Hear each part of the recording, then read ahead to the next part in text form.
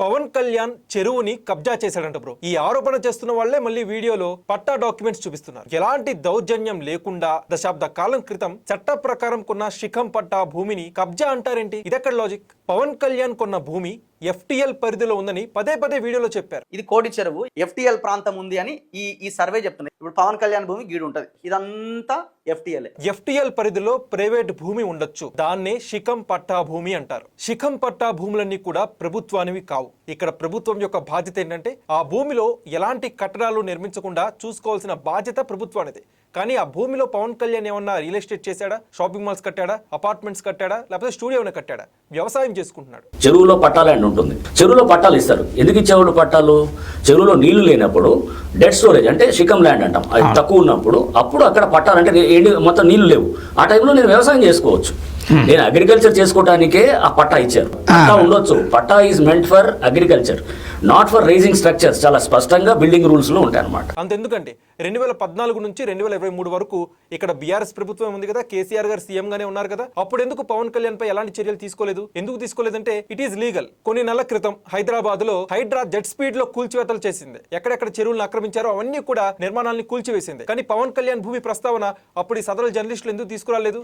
ఎందుకు తీసుకురాలేదంటే it is legal. ఈ విషయం వాళ్ళకు కూడా తెలుసు. కానీ ఇప్పుడు ఏదో రాజకీయ విమర్శల ముసుగులో ఏదో మనసులో పెట్టుకొని పైకి ఇలాంటి విమర్శలు చేయడం ఎంతవరకు కరెక్ట్? నైతికంగా ఒకసారి ఆలోచించాలి ఎవరన్నా కానీ. ఇదంతా పక్కన పెడదాం. ప్రస్తుతం అసలు పవన్ కళ్యాణ్ ని గతంలో ఎన్నడూ లేని విధంగా ఇంతలాగా ఎందుకు టార్గెట్ చేస్తున్నారో తెలుసా? ప్రొఫెసర్ నాగేశ్వరరావు గారి విషయంలో చాలా హర్ట్ అయ్యారండి. ప్రొఫెసర్ నాగేశ్వరరావు గారి మాటల్ని ఖండిస్తే అది తెలంగాణ జర్నలిస్ట్ ని అవమానపరిచినట్ట కాదు కదా, అది తెలంగాణ యొక్క ఔన్నత్యాన్ని, తెలంగాణ యొక్క అస్తిత్వాన్ని ప్రశ్నించినట్ట కాదు కదా. ఇవేవి పట్టవండి. ప్రాంతాల వారీగా జనాల్ని విభజించేసి ప్రాంతీయ విద్వేషాలు రెచ్చగొట్టాలి, ఇది ఒకటే ఎజెండా. ఇంకొకటి, ఇది నిన్నే జరిగింది. గండిపేటలో 1500 కోట్ల విలువైన భూమిని వైసీపీ మాజీ ఎమ్మెల్యే కబ్జా చేస్తున్నట్టు ఆరోపణలు వచ్చాయి. ఇది నేను చెప్పట్లేదు, అక్కడి తహసీల్దారే పోలీస్ స్టేషన్ లో కంప్లైంట్ ఇచ్చారు. దీనిపై డీసీపీ కేసు కూడా ఫైల్ చేశారు. ప్రస్తుతం సదరు మాజీ ఎమ్మెల్యే పరారీలో ఉన్నారట.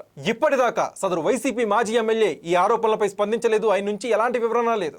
వైసీపీ కూడా ఈ ఆరోపణలపై రియాక్ట్ కాలేదు. ఇక్కడ ప్రజలందరూ కూడా అర్థం చేసుకోవాలి, డైవర్షన్ పాలిటిక్స్ ఏ రేంజ్ లో ఏపీఎన్ తెలంగాణలో పనిచేస్తున్నాయో. వైసీపీ మాజీ ఎమ్మెల్యేపై భూ కబ్జా ఆరోపణలు వచ్చిన రోజే పవన్ కళ్యాణ్ ఎక్కడో భూమిని, చెరువుని కబ్జా చేశాడని చెప్పి న్యూస్ వచ్చేసింది. దాంట్లో వాస్తవాలు నిజాలు అంటే ఎవరికి అవసరం లేదు. పవన్ కళ్యాణ్ కబ్జా చేసేశాడు అనే వార్తని సోషల్ మీడియాలో ఎక్కించి అందరిపై రుద్దేస్తే పవన్ కళ్యాణ్ కబ్జా చేసిన వాడు అయిపోతాడా? దయచేసి ఏపీ తెలంగాణ ప్రజల మధ్య ఈ ప్రాంతీయ విద్వేషాలు రెచ్చగొట్టే ప్రయత్నాలు చేయకండి. ఒకరు ఆరోపణ చేస్తే దానికి ప్రత్యారోపణ ఖచ్చితంగా ఉంటుంది. ప్రత్యారోపణ చేస్తే అది జాతిపై, రాష్ట్రానిపై, ప్రజల్ని అవమానపరిచినట్టు కాదు. ప్రొఫెసర్ నాగేశ్వరరావు గారి విషయంలో కూడా జరిగింది ఇదే. మీరు ఒక అబద్ధం చెప్తే అది నిజం కాదు, అబద్ధం అని చెప్పి మీకు వ్యతిరేకంగా 1000 గొంతులు గలమెత్తుతాయి. గుర్తుపెట్టుకోండి.